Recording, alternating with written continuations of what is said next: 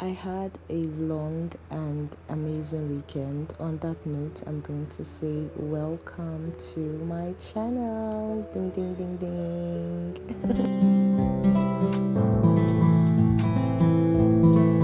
First things first, I want to give a notification shout out to Jennifer Landress, XII, Maddie Nails, and Foto Ejiro.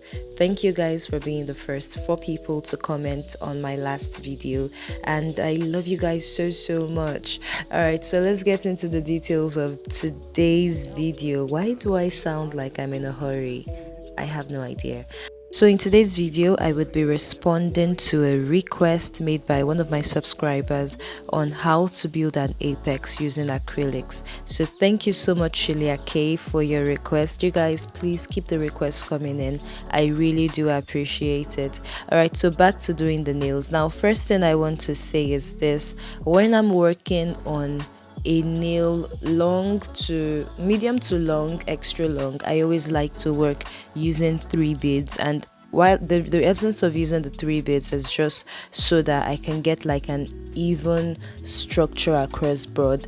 And then when I say across broad, I mean like across all my nails, they all come out looking similar because I'm picking, almost the same amount of bead and using the same method on each and every nail. Another thing I would say is to master your bead to powder, your liquid to powder ratio, so that you're able to pick up beads that would work for you every time. Sometimes you want to pick up a small bead, sometimes you want to pick up a large bead. So it depends on how good you are with your like liquid to powder ratio that you'll be able to work with your products. But anyways, I'm just finishing up on this nail, and look at the structure that I've built on that nail. So I'm going to take out the time now to explain to you guys. Alright, so I've picked up my first bead, placed a little above where the nail tip and the natural nail meets, and I picked up like a really large bead so that towards the free edge I don't have to go back in again. And usually when it comes to like your apex building, the key is not in the first bead, it's usually in the second one,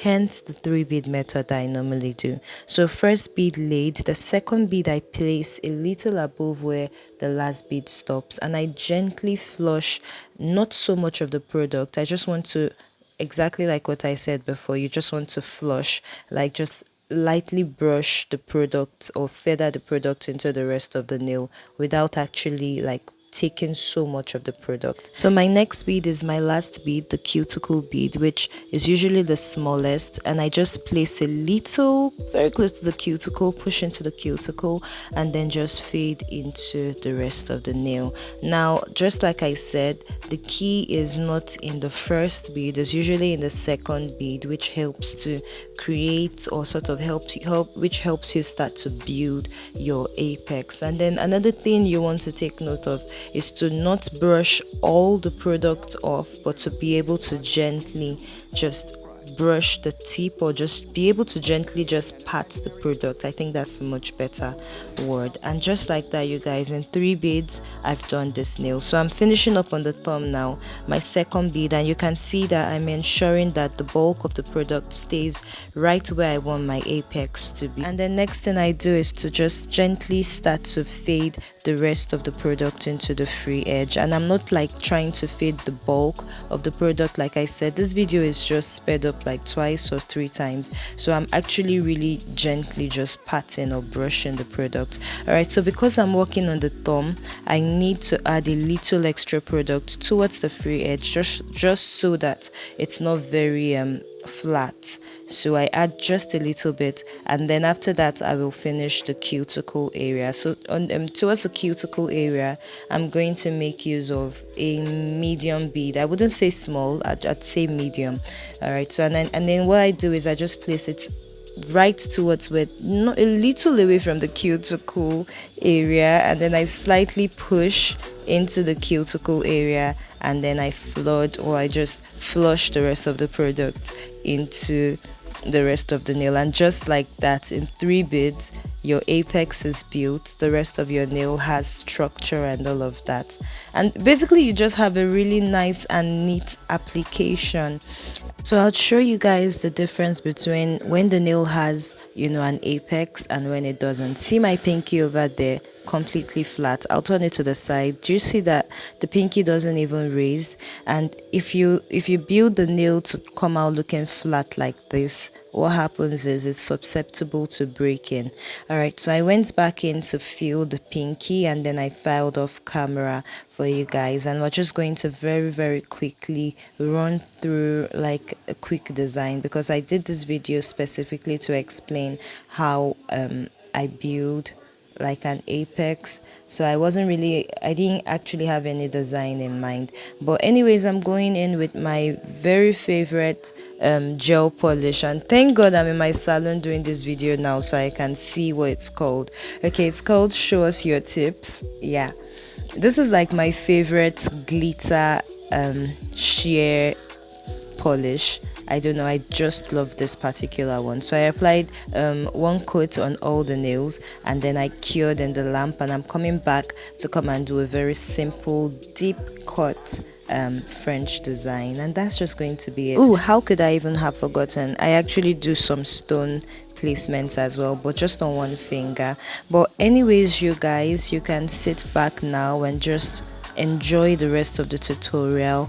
Let me know what you guys think about this design. It's really simple, really easy to do, and let me know if the 3-bead method works for you, if my large, medium, small bead method works for you. I think I will do another video where I have to sort of just really slowly explain, or maybe like a live video. We'll see how that goes, you guys. But anyways, I'll see you guys towards the end of the video again.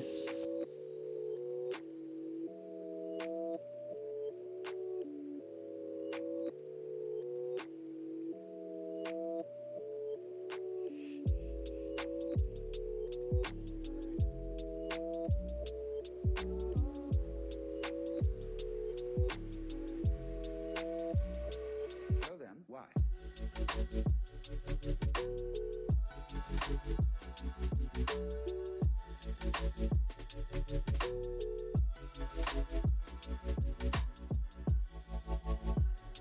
Okay, so you guys, I'm back from doing all the Frenches, double coated them as well, and what I'm just doing now is gently applying blooming gel to the sides of the nail.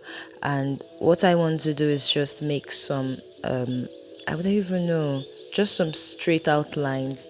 I feel okay, yeah, it's called a croc design. Oh, how could I have forgotten? But anyways, I'm just going to do the croc design on all the nails, and I'll just leave them to spread out for a bit before putting them in the lamp again, because this blooming gel that I have, it doesn't spread the polish out very quickly. So I have to, even after I've applied the like the gel polish over the blooming gel, I have to wait a little for it to spread before putting it into the lamp.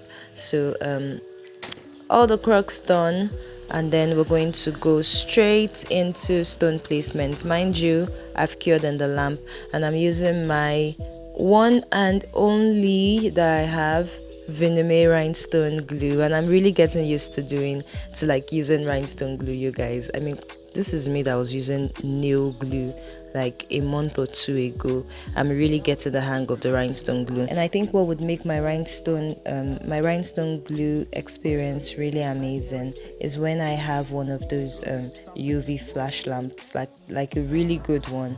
I'll check on AliExpress and see what's popping. But anyways, you guys, applied all of the stones, cured in the lamp, and then I'm going to come back to apply the top coat.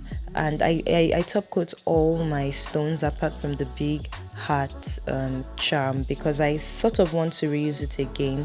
And I saw a video of where the lady reused her rhinestone charm, so I kind of want to do the same thing. I'll see how that goes.